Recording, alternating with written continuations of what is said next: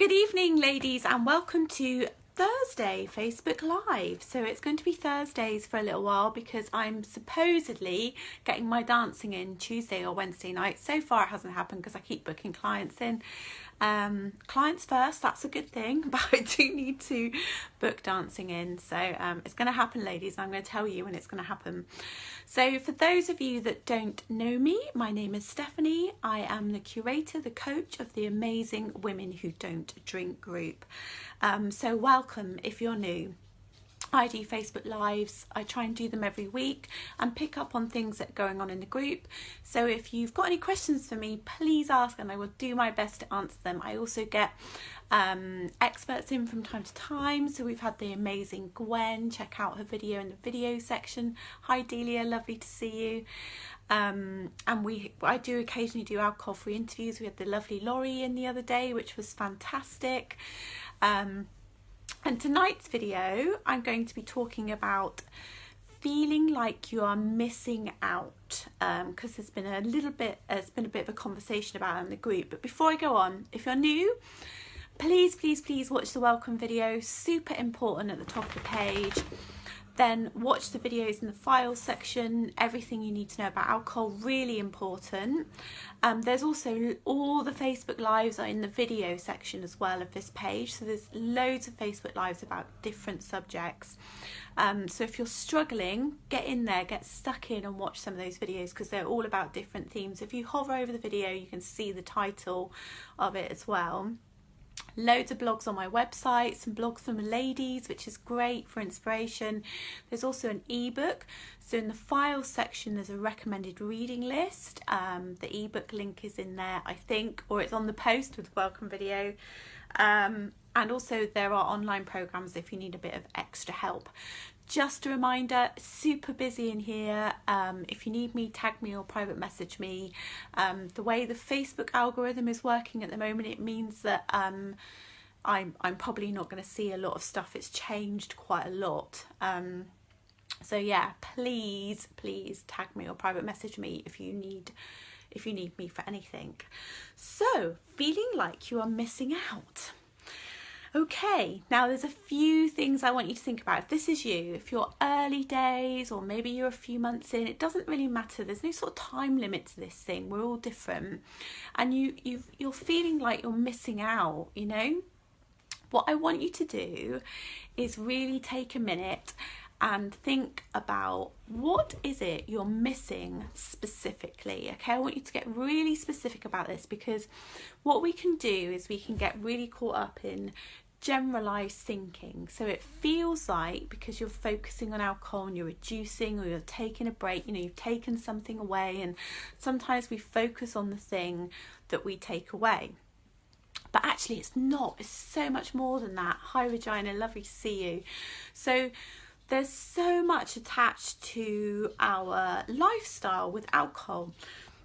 It could be, you know, so if you go out and you drink, there's the socializing, there's the friendship, there's, you know, having somewhere to go, there's the getting dressed up, excitement, you know, even if it's just meeting friends after work, the social aspect of that. But it could be that, you know, if you drink at home with your partner, that there's a whole ritual associated with that. You know, there's so many habit parts of it and things that you'll be getting from it. So, you know, if you drink at home, maybe it helps you relax. Obviously, we know this isn't true, ladies, but you know, this is what our brain does, or you use it for comfort or to escape. So it's not as simple as you're missing the alcohol. It might be, but I think that's just a tiny part of it. So I want you to get really specific about what is it you're missing, okay? So I'll give you an example of this. When I first stopped, I'm a little bit unusual because I used to drink when I was out and I used to drink when I was at home. No surprises there. But obviously going out was a really big thing for me, and going out, you know, and going to parties and having, you know, being really sociable, getting dressed up, fun, exciting. There was loads of other stuff attached to it. I don't need to go into details. I'm sure you can imagine, ladies. You know, so when I first stopped, I really seriously didn't want to drink or take drugs, so I was very clear about sorting my life out, and I did, you know, go full on, head on into sorting my life out. So the first year was intense, really, for me. Good, but intense. So I stayed away from the action. Now, that's a radical lifestyle change. Now, if I stopped doing that and didn't do anything, oh my God, yes, I would have really missed that. But what I could have, sorry, the dog's barking. Ruby, shush, shh, shush, stop it. So, you know, the dog's throwing me off now. Right, let me get back on track. So there's so much for me to miss there. So if I hadn't replaced it with anything, I would have been missing the social aspect. I would have been missing getting ready, getting dressed up, going out, the dancing, excitement had a lot to do with it for lots of reasons. I was a very naughty girl when I went out, ladies. Got up to all sorts of mischief. So there was a lot I was getting from going out. So when I stopped going out, I would have missed that, okay? So what I needed to replace that with was making sure that I was seeing people, socialising, and dancing, because dancing was really important to me, music and dancing. Now, I got lucky. This wasn't premeditated, it just happened, and I learned as long as I went on. And as everybody knows, I went partner dancing and I loved it. Now, partner dancing took the place of that for me. I know it probably doesn't sound like they're compatible at all, but it was. So initially I didn't realise how much it was. You know, I had somewhere to go every week that was with lots of people, that was loud, with lots of music. The music was terrible, and I'm a real music snob, but that didn't bother me. So I had somewhere to go that was fun with lots of people, and it wasn't about alcohol. So it was giving me that something. So I wasn't really missing the going out part of it. And then because I really got into the dancing, I mean really got into it, you can imagine, can't you? You can definitely say I swapped my addiction there in a good way. It was really good, because I really got into it. I started travelling, which is exciting, and really pushing myself out of my comfort zone. And I was dancing all around the world, actually, and I was dancing with professionals, and I was competing. So there's the buzz thing. Loads of excitement, loads of buzz, you know, music, dancing. So that's how I replaced that. Now, I also drank at home. Actually, if I'm honest, that was probably more about habit than anything else. So I didn't really miss that at home because I needed to sort out my home life anyway. You know, I needed to sort my house out, I needed to sort my kids out, and I needed to sort me out. So there was plenty to be done there, and I didn't really miss that. So what I want you to do is to be really specific. If you're missing alcohol, so that's how you're saying it in your head, I want you to be really specific about what it is you're missing, because it may not be just the alcohol. There's going to be all these things attached to it. So what is it you were doing when you were drinking that you're not doing now? So and I want you to, I keep saying it, you've got to be really specific, ladies, okay? So when you were drinking, were you going out, you know, with friends regularly, and now you're not? Okay, so there's a gap there. You know, when you were drinking, were you and your husband's spending a lot of what you thought was quality time together because you're drinking together, and now you're not? So that's created that disjoint in the relationship. Do you see what I mean? So maybe you've taken the drinking away. How do you create that with your partner?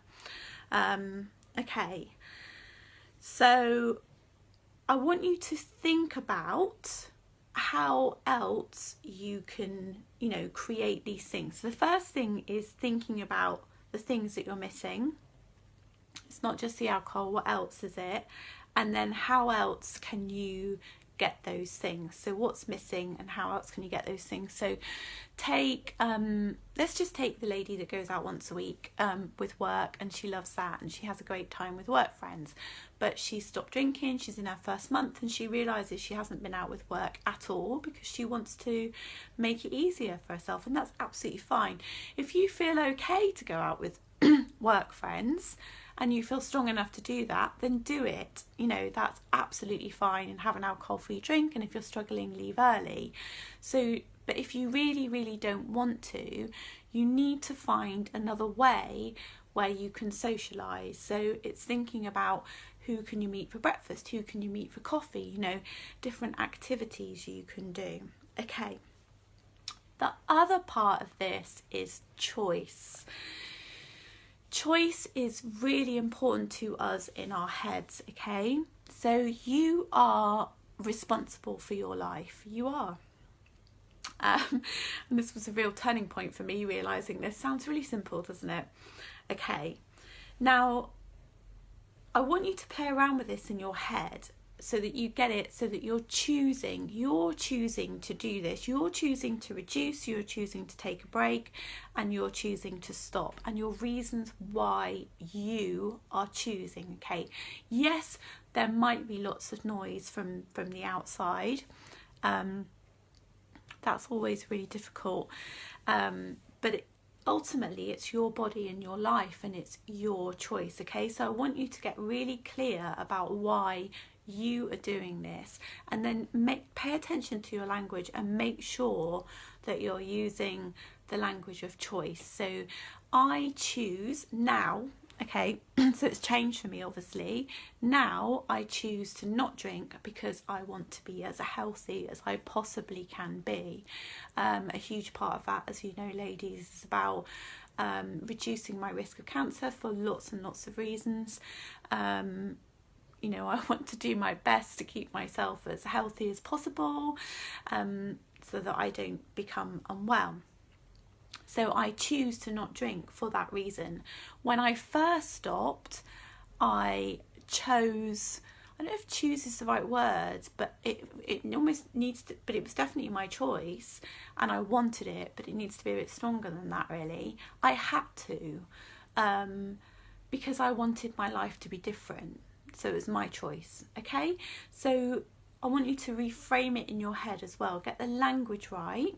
So you get language of choice in there, okay? If you're struggling with that, let's get some comments going, and we can help the ladies, we can help you out with that. So let's get really specific about what you're missing, okay? And then let's think about how you can get that elsewhere. It may not be exactly the same, but it has to be something. Remember, if you just stop drinking and nothing changes, and actually your life's really different when you stop drinking, but there's nothing in your life when you stop drinking, you've got to put some stuff in, okay? Because otherwise there's too much to miss. And let's get some language of choice in there. I hope you find that useful, ladies. And I will see you soon. Take care. Bye.